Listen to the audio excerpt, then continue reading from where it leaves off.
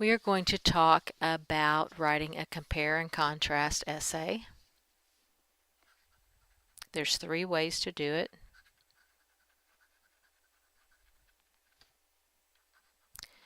And the first way is a block. The second way is a point by point. And the third way is similarities and differences.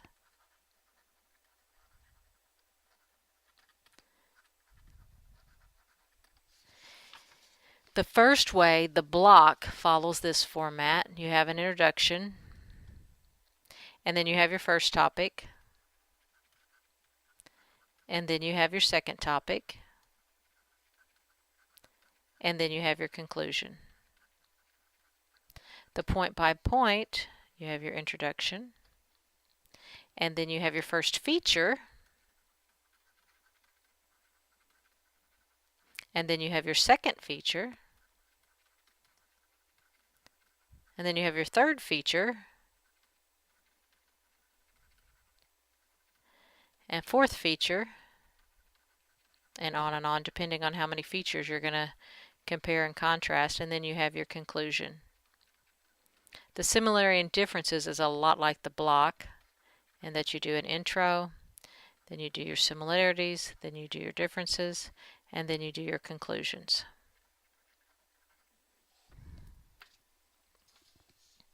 So those are the 3 ways that you want to approach a compare and contrast essay. And let's just do an example of this high school graduates versus college graduates. So you'd have your intro. Your first topic is high school graduates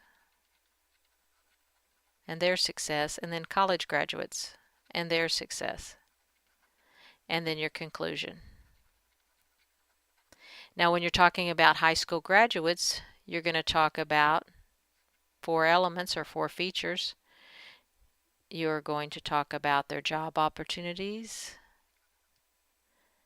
their income, their life experiences, and their goals. And then when you do college graduates, you do the same 4 things in the same order.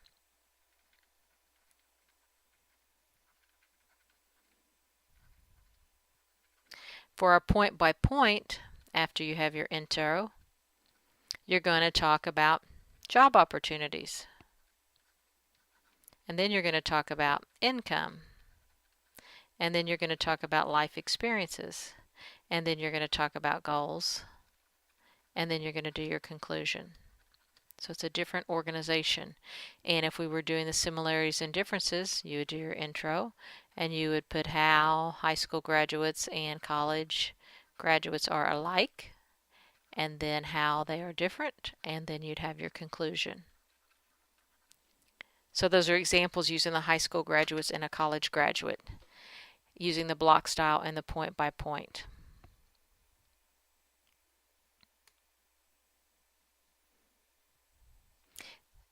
The other thing that we're going to do in this essay is we're going to do in-text citations. And an in-text citation refers to when you cite your source in the text. This doesn't mean that you don't have a works cited page. You have a works cited page. But the whole point of in-text citations, when you cite something in the text, in your writing, it's going to have to point to one of your sources on your works cited page. And so you'll be citing, let's say your first author is Wallace, and you say something about Wallace. They better be able to find Wallace down here. And the next one is Kelly. And when they go back here, they should be able to find Kelly. So what you want to do is every thought that you have in your paper that's from someone other than yourself, you're going to say where that came from in the text. And then the reader can flip over to your works cited page and find that source. And by what you cite, the reader should be able to go straight to that quote. So let's say that you said something that the reader didn't agree with. that high school students were doing as well, if not better, than college graduates. And you cited Wallace said that. Well, and they're like, I don't believe that. So they could flip over to your works cited page, find Wallace, and go straight to that page in that document so that they could see that information. And if Wallace is an authority, then they will use him as the authority or her as the authority. There is a website. It's right here, Easy Concepts, and you can always just search for in-text citations, but I like this one because it's nice and simple. This is the MLA citations.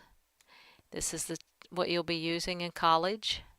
And in college, they're going to always want you to tell them where you got your information. And in a lot of professional writing too, when you're in your career, they're going to want to know where you got that. And when you write, you will have your own thoughts and your own opinions that you can put in your writing. Even though you're not going to say I think or I feel, you're going to put those in there, and you are the author of the paper. And if that information is not attributed to someone else, the assumption is that you thought it, or you know that, or you researched it. So it's important that you point back to the original author. There's a couple of ways to do it. This is the one you're going to use the most. It's when you're using an author's name. All of your sources have authors' names, and that's why I encourage to use authors' names. It makes the in-text citation easier. So this one, they're citing Johnson argued this point, and in parentheses they have 12 to 13. That's the page number. So if we wanted to see what Johnson argued, we could flip back to the works cited page, find Johnson, go to page 12 to 13, and find where he argued that point. So that's one way to do it, to put the author's name as the subject of the sentence. Another way is just to make a statement, this point has already been argued, and in parentheses put Johnson 12 to 13, and then your period after. So your period's after your parenthetical and your in-text citations. So both ways are acceptable. And in here, when you're citing where you got your information, you want to put enough information that it will point back to one of your sources on your works cited page, but you want to put as little as possible because you don't want to have a big reference in the middle of your argument or your compare and contrast, because it will distract from your writing. Okay, so and this goes through, this is the main one you're going to use, but if you have sources that have more than one author, let's say you have two Johnsons, and one is J. Johnson and one is John Johnson, you're going to have to put their first name or their first initial so that the reader can tell the difference. If you have two Johnsons, you're either going to have to put initial or their first name and still put the page numbers.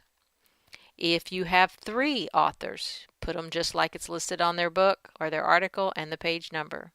If you have more than three, then use the et al. If you're citing a source without an author, then you put a shorten or abbreviation name of that source and the page numbers.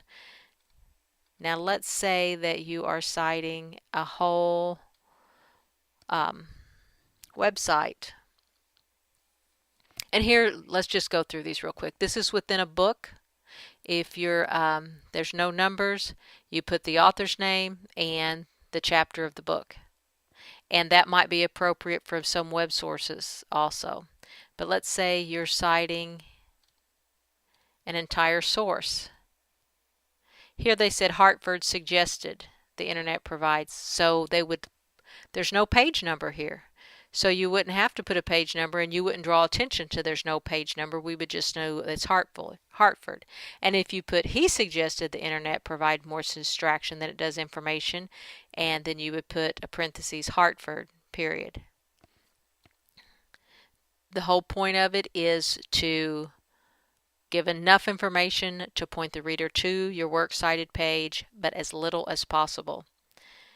And here, if you have two works by the same author, so Friedman, let's say, or Friedman, or however you say it, he wrote two articles. So he wrote one entitled World, and you quoted it from 77 to 80, and Friedman wrote another one titled High Tides, or this would be an article because it's in quotations and it's on page 56. So you have to say his name, but because there's two sources, you've got to identify the source. And you can look through these, but for your purposes, you will probably be using the first few. And that's why getting authors makes this writing so much easier. And so we're going to do the compare and contrast in different styles, and we're going to do in-text citations for this assignment. And that is the end.